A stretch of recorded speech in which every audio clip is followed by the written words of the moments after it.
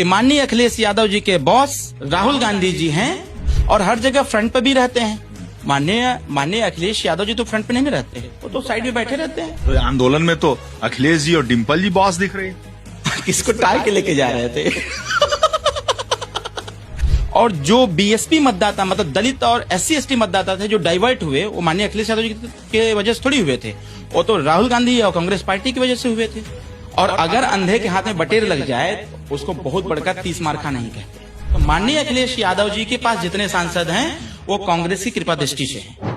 भाई आप कह रहे हैं कि अखिलेश यादव के बॉस हैं राहुल गांधी। कैसे बॉस हुए भाई? समाजवादी पार्टी के बॉस अखिलेश जी, कांग्रेस के बॉस राहुल जी, खड़गे जी। हमारे बॉस तो अमित शाह जी हैं। हमारे बॉस तो अमित शाह जी हैं क्योंकि हम इंडिया अलायंस हैं। माननीय अखिलेश यादव जी के बॉस राहुल गांधी इसलिए हैं क्योंकि इंडिया अलायंस हैं। तो माननीय मंत्री श्री ओम प्रकाश राजभर जी ने जो बोला है वो समझना चाहिए। हो सकता है कि थोड़ी समझदारी में फेर हो। मतलब आपके बॉस अमित शाह हैं? 100% एनडीए गठबंधन के बॉस तो अमित शाह जी हैं। आपके पिताजी? हमारी पार्टी के बॉस हैं। तो पार्टी में है आपकी, एनडीए में है? पहले तो पार्टी मेरी और पार्टी के बाद एनडीए। अलायंस तो एनडीए है। पहले कौन है? पहले मेरे बॉस ओम प्रकाश राजभर। तो कहाँ कहे अमित शाह? एनडीए अलायंस और इंडिया अलायंस दोनों के बीच की ही बात तो है। आज का जो आपका प्रश्न है उसी प्रश्न का उत्तर यही स्पष्ट रूप से कि माननीय अखिलेश यादव जी के बॉस राहुल गांधी जी हैं, तो इधर माननीय ओम प्रकाश राजभर जी के बॉस अमित शाह जी हैं। अच्छा, ये तो बात समझ में आ गई। चलिए, आपने समझा दिया। आखिर अब अगर राहुल गांधी को बॉस कह रहे हैं तो ऐसा बॉसिज्म कहाँ दिखा आपको? भाई हर जगह दिखता है, हर जगह दिखता है। कोई भी इंडिया गठबंधन की मीटिंग होती है, बैठकें होती हैं, तो उसमें तो बॉस वही नजर आते हैं और हर जगह फ्रंट पे भी रहते हैं। माननीय अखिलेश यादव जी तो फ्रंट पे नहीं रहते हैं, वो तो साइड में बैठे रहते हैं। तो कुल मिला जुला करके इंडिया अलायंस के बॉस राहुल गांधी जी हैं। माननीय अखिलेश यादव जी को मानना चाहिए। तो आंदोलन में तो अखिलेश जी और डिम्पल जी बॉस दिख रही थी। किसको टांग के लेके जा रहे थे? पुलिस वाले किसको टांग के लेके गए? जो टंगाई माननीय राहुल गांधी जी की हुई थी वो टंगाई तो माननीय अखिलेश यादव जी की नहीं हुई, तो छिलाई हो गई। अरे तो कहीं आगे भी कुछ हुआ था। माननीय राहुल गांधी जी को जिस प्रकार से लोग लेके गए तो उनके बॉस को ही लेके गए। कहीं बॉस को हटाइए, सब काम ठंडा हो जाएगा। वहां गए तो थे अखिलेश जी भी वहीं पे। कौन नहीं गया था वहां पर? जब राहुल जी धरने बैठे थे तो अखिलेश जी भी वहां पहुंच गए थे। इंडिया गठबंधन में है तो नहीं जाएंगे। और विपक्ष को इतना अच्छा मौका मिल गया था तो इस मौके को काहे नहीं भुनाएंगे लोग? विपक्ष को बना बनाया सारा चीज मिल गया, कूद पड़े सब उसमें, और कूद पड़े तो उनको राजनीतिक तुल मिल गया। हमें ये नहीं समझ में आ रहा है कि यूपी में अखिलेश यादव बॉस हैं, बड़ी पार्टी है, 37 सांसद हैं, और लोग कहते हैं कि उन्हीं के भरोसे राहुल जी भी जीते, तो बॉस यहां तो अखिलेश हुए ना। तो आप यूपी अलायंस की बात, यूपी में बात करेंगे तो समाजवादी पार्टी के बॉस तो भाई माननीय अखिलेश यादव जी, इसमें कौन सा डिनाई करना है? माननीय अखिलेश यादव अपने पार्टी के बॉस हैं, मैं भी कह रहा हूं। कैसे फिर राहुल गांधी के यूपी में बॉस? भाई इंडिया गठबंधन जो उनका है, क्या गठबंधन उनका यूपी में नहीं है? तो फिर इंडिया गठबंधन खाली उत्तर प्रदेश में है कि पूरे देश में है? और भी तो पार्टियां अलायंस है। तो हमारा भी गठबंधन यूपी में है, यूपी के दल हम लोग हैं, सुहेल देव भारतीय समाज पार्टी। तो हमारी पार्टी के बॉस नेताजी, और हमारी पार्टी जिसके साथ अलायंस की है उसके बॉस माननीय अमित शाह जी। तो इसमें दिक्कत क्या है? यह बात तो स्पष्ट रूप से समझने की आवश्यकता है। और जब बात समझेंगे तो घुमा फिरा के वही आना है। अब उसको चाहे जिस भी नजरिए से लोग देखें, सीट तो यहाँ अखिलेश जी ज्यादा लेंगे, तो कोई दिक्कत नहीं है। तभी ना माननीय अखिलेश यादव जी कहते हैं कांग्रेस बड़ी चालू पार्टी है। वो कहते हैं ना कांग्रेस बड़ी चालू पार्टी है, तो डिफेंसिव मूड में रहते हैं। और इसी चीज को, कांग्रेस पार्टी चालू पार्टी है, उनके नेता चालू हैं, उनके लोग धोखेबाज हैं, तभी ना माननीय अखिलेश यादव जी इस चीज को एक्सेप्ट नहीं कर रहे हैं कि राजभर जी ने बॉस कैसे बोल दिया। माननीय अखिलेश यादव जी ने को राहुल गांधी जी बॉस उनके हैं, ये कैसे बोल दिया? ये एक्सेप्ट नहीं कर पा रहे हैं। क्यों? क्योंकि उनके मन में एक दुविधा है कि कांग्रेस पार्टी चालू पार्टी है, कांग्रेस पार्टी धोखेबाज पार्टी है, और कांग्रेस पार्टी धोखा देने वाली पार्टी है। तो यह चीज उनके दिमाग में घूम रहा है, नाच रहा है, इसकी वजह से एक्सेप्ट नहीं कर रहे हैं। एक्सेप्ट तो करना ही पड़ेगा आने वाले समयों में। तो जब गठबंधन होगा तो कांग्रेस को, बॉस को सीट बराबर बराबर की मिलनी चाहिए क्या? कोई रैली होगी अगर मान लीजिए तो उसका चीफ गेस्ट कौन होगा? मान लीजिए इंडिया अलायंस की रैली हुई तो उसका चीफ गेस्ट कौन होगा? अगर उस रैली में अखिलेश यादव? माननीय राहुल गांधी जी आ रहे हैं तो पहले कौन बोलेगा? माननीय राहुल गांधी जी बोलेंगे कि माननीय अखिलेश यादव जी बोलेंगे? तो आएगा तो देखा जाएगा, लेकिन मैं रिजल्ट बताता हूं। पहले माननीय अखिलेश यादव जी बोलेंगे, उस तत्पश्चात उसके बाद माननीय राहुल गांधी जी बोलेंगे। उनके बोलने से पहले मीडिया भाग जाए तब वह देखे कोई ना। बात तो आके वहीं फंस जा रही है ना कि कांग्रेस पार्टी बड़ी चालू पार्टी है, बात बड़ी धोखेबाज पार्टी है, घुमा फिरा के बात वहीं आ रही है। और ऐसा नहीं है कि राहुल गांधी जी बहुत कमजोर नेता हैं, वो भी देश की राजनीति कर रहे हैं, देश की राजनीति कर रहे हैं, तो वो कमजोर नेता नहीं है। और हम यह कह सकते हैं कि माननीय अखिलेश यादव जी उनके सहारे से बहुत सारी चीजें ले गए। माननीय अखिलेश यादव जी उनके साथ गठबंधन किए, दमखम दिखाए। 2024 के लोकसभा के चुनाव में जिस संविधान को लेकर के लोगों ने एक जनमानस में गुमराह करने का प्रयास किया, जनता के आंखों में धूल झोंकने का काम किया, और जो बीएसपी मतदाता, मतलब दलित और एससी एसटी मतदाता थे जो डाइवर्ट हुए, वो माननीय अखिलेश यादव जी के वजह से थोड़ी हुए थे, वो तो राहुल गांधी और कांग्रेस पार्टी की वजह से हुए थे। और अगर अंधे के हाथ में बटेर लग जाए तो उसको बहुत बड़का 30 मारखा नहीं कहते।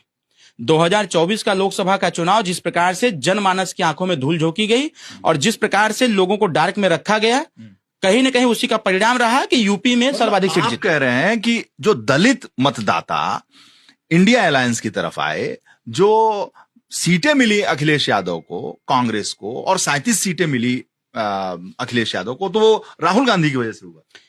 आप रिजल्ट शीट जरा उठा के देखिए ना, आप रिजल्ट शीट उठा के देखेंगे तो आपको खुद ही पता चल जाएगा। अरे मैं भी चुनाव लड़ा हूं ना, मैं भी घोसी लोकसभा से चुनाव लड़ा, मैं अपने रिजल्ट शीट को उठा करके देखा कि क्या स्थिति रही है।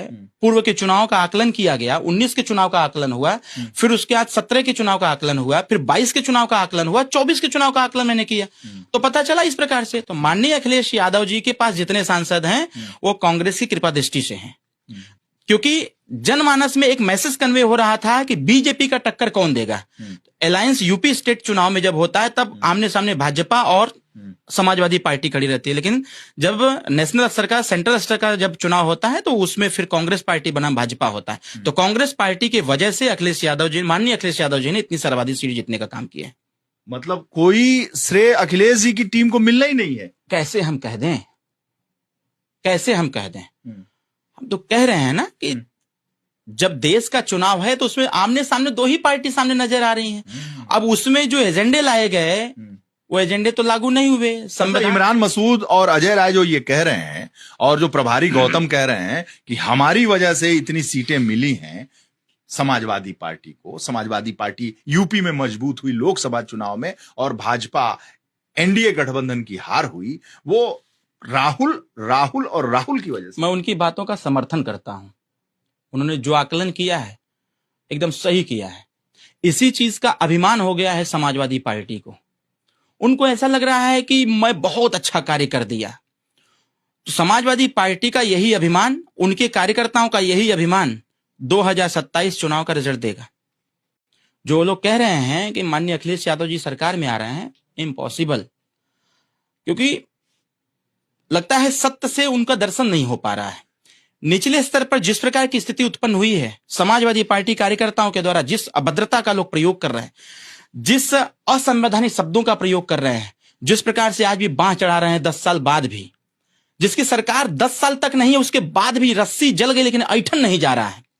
यह चीजें आम जन पर, जो अति पिछड़ा है, सर्वाधिक पिछड़ा है, अति दलित है, महादलित है, जो वंचित वर्ग के लोग हैं, ऐसे लोगों पर असर डाल रहा है। यह लोग अब एक आम जनमानस में मैसेज जा चुका है, चल रहा है कि ये लोग जो 10 साल से सरकार में नहीं, उसके बावजूद अपराध चरम सीमा पर है, कर रहे हैं लोग, जमीन कब्जा कर रहे हैं लोग, गुंडई कर रहे हैं लोग, तमाम तरह के घटनाएं कर रहे हैं। उसके बाद 10 साल के बाद भी अगर अगले 5 साल आ जाएंगे तब तो काट के खा जाएंगे लोग। यह आम जन की आवाज है। हम गांव में चलने वाले लोग हैं, सभी जाति सभी समुदाय से मिलते हैं, सभी वर्ग से मिलते हैं। उन लोगों का यही कहना है कि जो वर्तमान स्थिति समाजवादी पार्टी कार्यकर्ता समर्थकों की है, अगर यही स्थिति रही, अगर बाई द वे सरकार में आ गए, 27 में अगर आ गए तो जीने नहीं देंगे हम लोगों को। इसलिए इनसे अच्छा भाजपा तीसरी बार फिर से प्रचंड बहुमत की सरकार लानी है। आ जाए तो काट के खा जाए, ऐसा आम जन की आवाज है।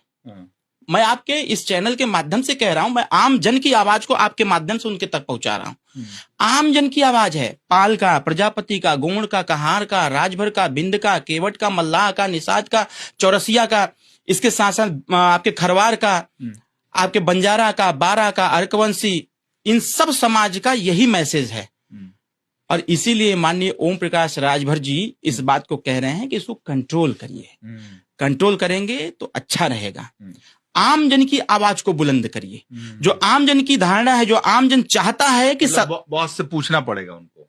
अब पूछेंगे तब ना, अब पूछेंगे ऊपर से, जब ऊपर से हरी झंडी होगी तब फिर आगे लहराएंगे। दोनों में ट्यूनिंग बहुत अच्छी है, राहुल और अखिलेश। लगता तो नहीं है, लगता तो नहीं है। फेस इंप्रेशन से और बॉडी इंप्रेशन से लगता नहीं है। हाथ पकड़ के चलते हैं। आई थिंक लगता नहीं। वो सब मीडिया के कैमरे में दिखाने वाली चीजें हैं। अंग्रेजी बहुत अच्छा बोलते हैं आप। नहीं, अंग्रेजी नहीं, मैं हिंदी मीडियम का स्टूडेंट रहा हूँ। नहीं, लेकिन अच्छा है थोड़ा बीच बीच में। नहीं, ठीक है। अब हम जैसे लोग अगर राजनीति में नहीं आएंगे तो फिर स्थिति स्पष्ट नहीं होगी ना। मांटेसरी का मामला है ना। नहीं, मांटेसरी का मामला नहीं है। तो ये बताओ आप कि कैसे मतलब राहुल और जो अखिलेश की जोड़ी है 24 में जीती, मजबूती से जीती, और वो ललकार रहे हैं कि अभी बस सत्र खत्म होते ही पहुंचेंगे, और जंतर मंतर पे तो दिखा दिया ना, धर्मेंद्र प्रधान का इस्तीफा हो गया ना। वो इस्तीफा स्टूडेंट की यूनिटी से और युवाओं की यूनिटी से इस्तीफा आया है। ये विपक्षी पार्टियों के कार्यों से नहीं। ये लोग तो बनी बनाई जो एक प्रोग्राम चल रहा था उस पे लोग उसको हाईजेक कर लिए। बच्चों पर लाठी नहीं बरसी होती, क्योंकि उनका पहले से स्टेटमेंट था कि हम शांतिप्रिय तरीके से धरना प्रदर्शन करेंगे। हम संविधान को मानने वाले लोग हैं। संविधान कभी भी गवाही इस चीज की नहीं देता है कि आप उग्र आंदोलन करो। और जिन लोगों ने वहां पर कंटिन्यू लगातार शांतिप्रिय तरीके से जो बच्चे अपनी मांग को लेकर के अड़े हुए थे, उसमें ये लोग जाकर के आग में घी डालने का काम किए, बच्चों को डाइवर्ट किए और पार्लियामेंट की तरफ मूव कराए। स्वाभाविक तौर पर पार्लियामेंट की सुरक्षा भी संवैधानिक दृष्टिकोण से होनी चाहिए। तो उसकी सुरक्षा के लिए जिस प्रकार से कार्य हुआ वहां पर, इसके लिए हमने भी बताया था कि बच्चों पर लाठीचार्ज करना है यह किसी भी स्थिति में सही नहीं है। लाठीचार्ज होनी चाहिए किस पे? जिन लोगों को पुलिस टांग के लेके जा रही थी। असली धुनाई तो इन लोगों की होनी चाहिए थी। बच्चों पर लाठी नहीं चलनी चाहिए थी। अंतोगत्वा बच्चों की जीत हुई है। ये पॉलिटिकल पार्टियों की जीत, विपक्षी पार्टियां जो है उनकी जीत नहीं है, ये बच्चों की जीत हुई। हम उसका समर्थन करते हैं।